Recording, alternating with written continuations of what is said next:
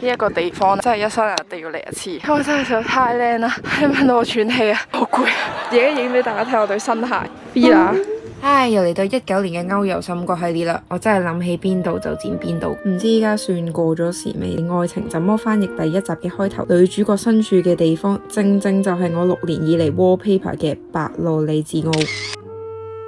呢個小鎮呢，位於意大利中部，據聞當年宮崎駿係嚟過呢度。喺一片雲霧繚繞之中，呢一座城市好似仙境一樣。於是呢，激發咗佢創作嘅靈感，製作出家傳戶曉嘅天空之城。我都冇記住佢個名嘅，總之叫佢做意大利天空之城咁樣咯。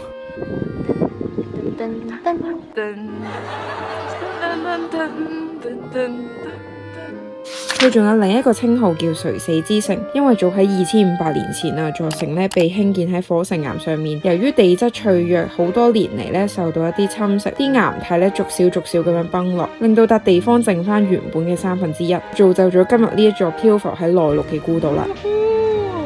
你呢個聲效真係好想停止呢一瞬間。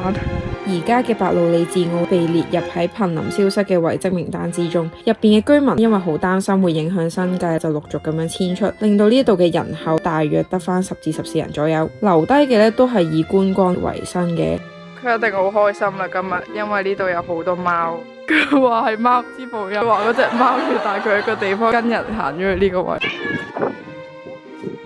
頭先我咪話剩翻1/3嘅，所以呢度嘅規模呢一啲都唔大，半個鐘頭左右呢就差唔多行晒啲地方噶啦，又冇藥局啦，又冇郵局啊、超市嗰啲啦，唯一對外嘅道路呢就係呢一條300米嘅陸橋，喺門口呢亦都有設置售票處，大約俾50蚊港幣呢就可以入城噶啦。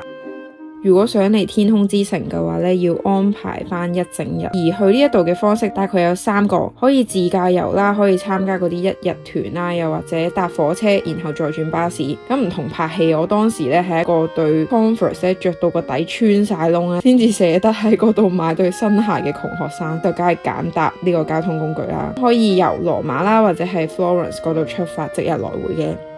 實在太難見啦！呢個藍天。嚟咗我哋啲嘢食，個包好難食。佢呢個係黑松露烏冬，佢咧呢個入邊咧有啲餡喺度，唔知係咩嚟嘅咧。我哋要同天空之城講拜拜啦，翻去我哋個瀕臨窟啦。